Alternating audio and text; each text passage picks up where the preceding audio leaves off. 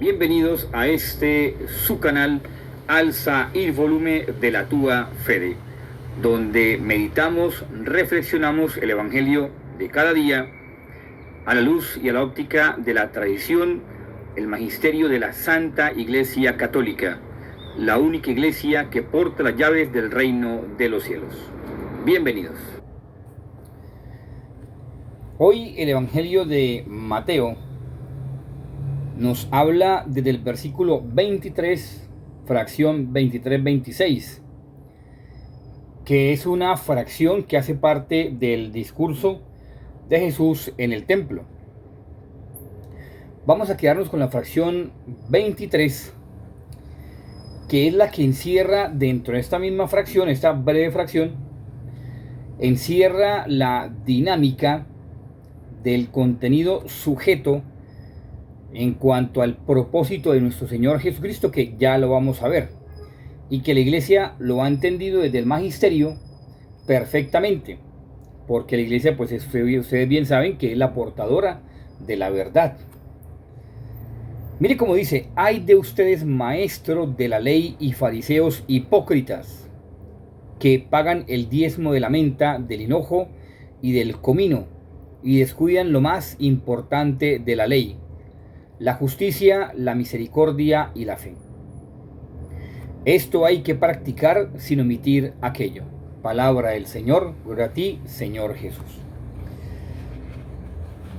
Mire cómo la Iglesia Católica a lo largo de los siglos ha trabajado esta, llamemos así, esta sustancialidad de los términos en cuanto a el mensaje de Jesús, para que no haya ningún tipo de duda en cuanto a la postura que el Señor Jesucristo ha dejado a través de sus apóstoles, y que, partiendo de la misma aseveración de que al aceptar supuestamente el entramado conceptual de la filosofía griega, la iglesia primitiva se habría hecho culpable de desviacionismo, una herejía, una herejía, en cuanto al respecto de la fe bíblica, lo que se llama la famosa acusación de helenización. Eso es una herejía de los primeros siglos.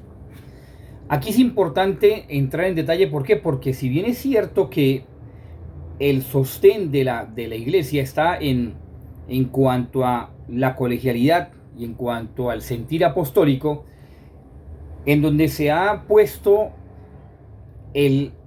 como los cimientos, llamémoslo así, como la herencia, la heredad del mensaje de Jesús para sostener no solamente los apóstoles, sino la humanidad entera, Entonces esta herejía, los padres de la iglesia la han trabajado muchísimo, entre ellos probablemente también San Agustín, y después más adelante otros doctores de la iglesia, entre esos está pues también Tomás de Aquino y otros tantos doctores de la iglesia, que todo el magisterio ha encerrado una gran doctrina que, como siempre he dicho, por los bordes, por las aristas, para no entrar en detalles, por cuestión de la catequesis. Entonces, ¿qué vemos acá? Vemos que esta herejía del desviacionismo, que parte de la acusación de la helenización, simplemente lo que busca es dar un preámbulo o darle importancia, más bien en este caso darle una importancia a una filosofía, a unos conceptos filosóficos que no tienen nada que ver y que por el contrario son politeístas. Lo que pasa es que nosotros no nos alcanzamos a dimensionar lo que ha sucedido dentro de la primitiva comunidad cristiana, pero sí podemos entrar en detalles en cuanto a lo que hoy quieren hacer con la Iglesia Católica ciertos hermanos, ciertos sacerdotes, ciertos religiosos, religiosas, que promueven ideologías y filosofías que no son compatibles en absoluto ni bajo ningún principio con la sana teología y el sano desarrollo de las enseñanzas de Jesús. ¿Y cuáles son esas? Las famosas filosofías orientales en todo su grupo, en todo su contexto. Entonces usted no puede llegar a decir o equiparar de la misma condición a Jesús con Buda, o a Jesús con tantísimos dioses que aparecen en la India, en la China, en todas esas partes. No los puede equiparar porque es imposible, porque Jesús es Dios, él mismo instituyó una doctrina, una teología, mientras que los otros instituyeron una filosofía. Y eso es lo que hoy la iglesia precisamente está luchando, la sana iglesia, la sana iglesia. Es decir, el magisterio sano de la Iglesia Católica en cuanto a su desenvolvimiento a través de la historicidad, a partir prácticamente podríamos decir que de Trento, han querido desarrollar una sana doctrina para que entonces la mala y la falsa doctrina no permee. ¿Para qué? Para que el creyente tenga un piso de fidelidad en cuanto al mensaje de Jesús y no se extravíe como hablan estas mismas herejías en cuanto a la acusación de la helenización, iniciando por el desviacionismo, que enlodan perfectamente el mensaje de Jesús y lo hacen creer como ciertas personas eruditas en su tema, haciéndolas pasar como unas personas muy prósperas, llamémoslo así, de mucho intelecto, porque practican unas ideologías, unas filosofías que no tienen nada que ver con el cristianismo y aún así se dicen llamar cristianos. Aún así se dicen llamar católicos, aún así se dicen llamar seguidores de Cristo.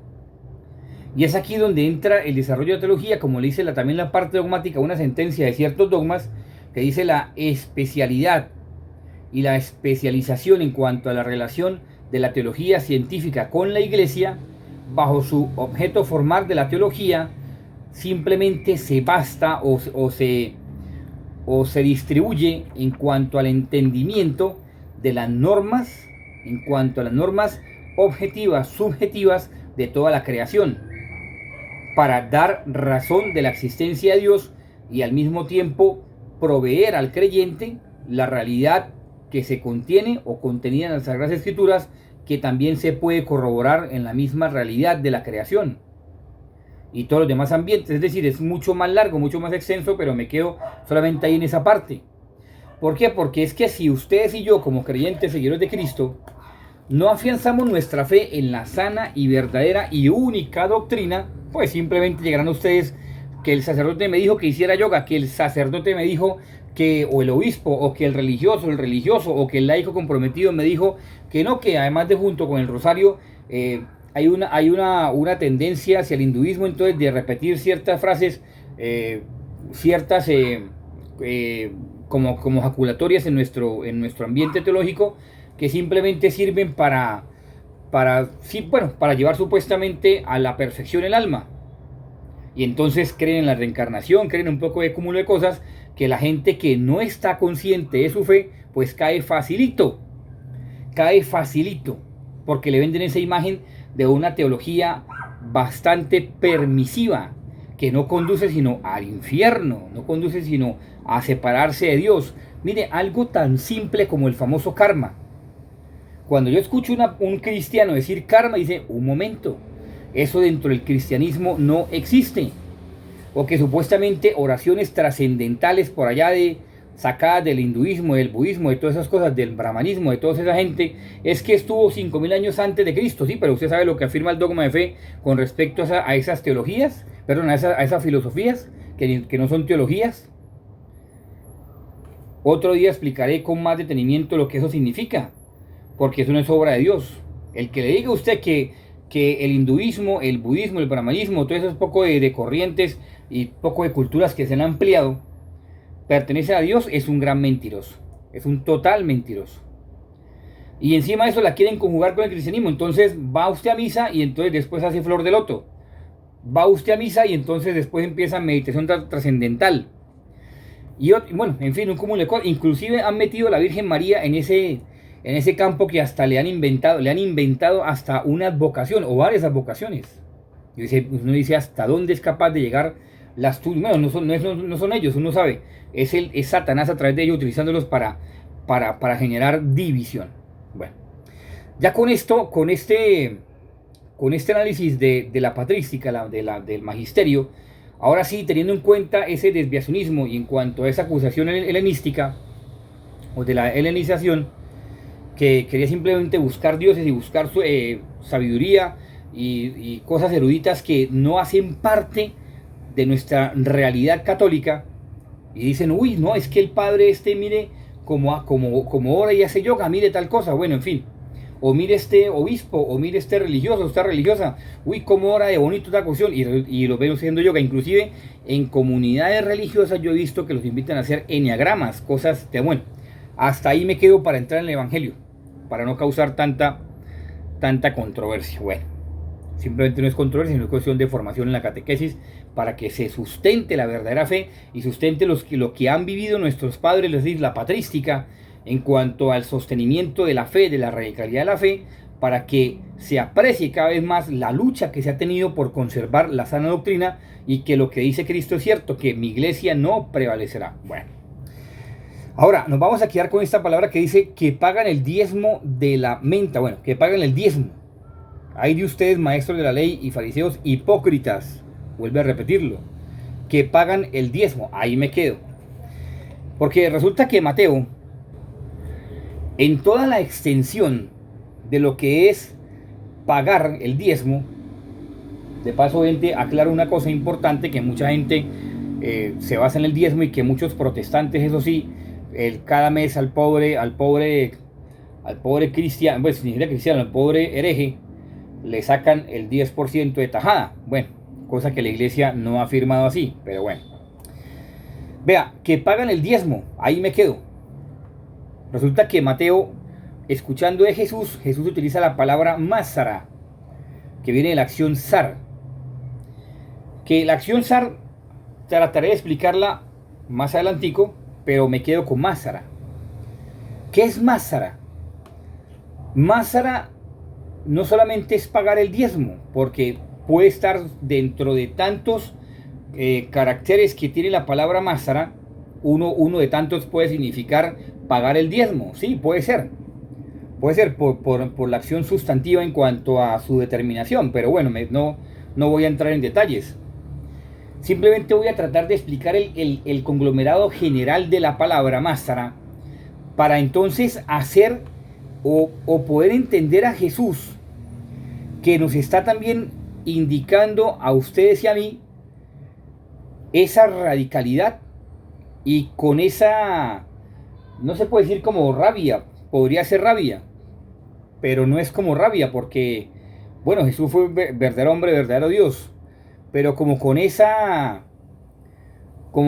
dolor con que lo habla, que dice másara, porque másara quiere decir que son, es que es fuertísimo, que son gente que dentro de sí mismos hay maldición. Es que eso es fuertísimo, hay maldición, que dentro de sí mismo no hay bondad, que dentro de sí mismo no hay claridad, que dentro de sí mismos no hay una acción benévola o benevolente, no la hay. Por más de que quiera hacerlo, no lo hay. Es decir, que simplemente dan porque le toca, pero en realidad lo que hay es maldad, porque no hay bondad, no hay generosidad, no hay benevolencia, ahí es maldad. Y cuando miramos lo posterior de la palabra, o sea, es decir, la parte del sufijo de la palabra, que son varias palabras, pues entonces vemos que es la total o el total desagrado de Dios. Sara, porque cuando se habla de la acción Sara más Sarah, está queriendo decir, no hay bondad, no hay ternura, no hay benevolencia, no hay disponibilidad para hacer siempre el bien, sino ni tampoco para donar o hacer las cosas bien. Y encima de eso se le suma la acción de como quien dice, Dios lo escupe. Como quien dice, usted, es que la palabra es fuertísimo, porque por eso digo, no hay bendición, sino másara quiere decir como hay maldición, hay oscuridad, hay tinieblas, y encima de eso está diciendo Dios lo escupe. O sea, como quien dice, un estiércol. Esa palabra me hace recordar también de San Pablo cuando dice todo lo considero basura, que está mal traducido porque es mucho más fuerte la palabra de Pablo. Pero en este caso quiere decir como que la maldad es tanta, la maldad que hay, que Dios lo vomita. O sea, Dios lo mira como un estiércol. Imagínese eso. Por eso la gran diferencia o división de Jesús con los fariseos y los maestros de la ley, por su dureza de corazón. Bueno, nos quedamos ahí, porque esa palabra es fuertísima. Ahora, lo que le ha dicho Sar. Sar prácticamente es como quien dice alejar, que Dios lo aleje, porque a Dios le genera tanto asco, tanto, tanta, ¿cómo sería la palabra después de asco? O sea, algo tan repugnante será que Dios no lo quiere.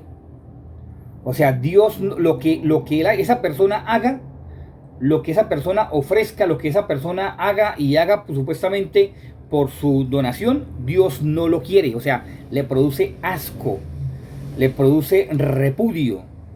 O sea, le produce como ese estiércol, esa fetidez del pecado, todo eso le produce. Entonces es ahí donde, por eso decía yo al principio, Dios nos está invitando a algo en particular hoy. ¿A qué es?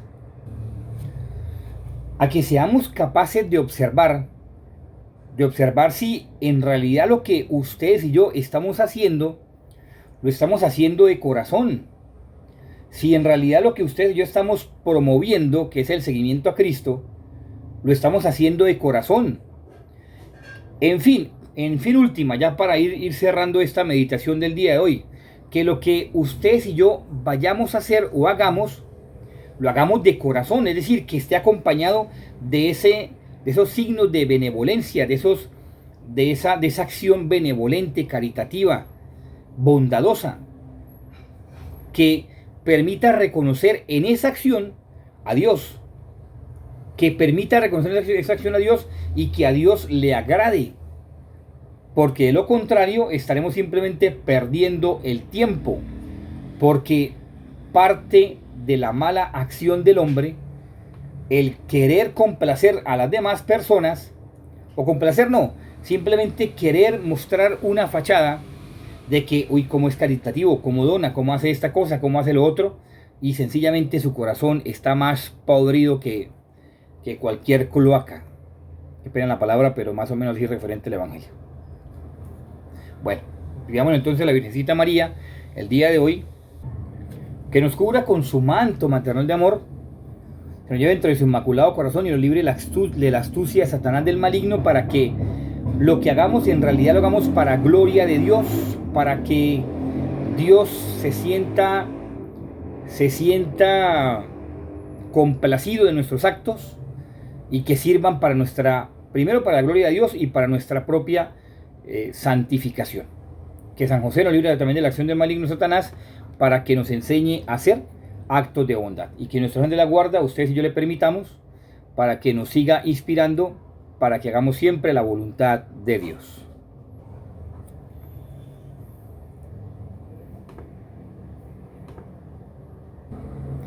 Si fue de tu agrado esta reflexión, meditación del Evangelio, te pido para que te suscribas a este canal, alza el volumen de la tuya Fede y lo compartas con tus seres queridos y amigos, para que este mensaje llegue a más personas. Muchas gracias.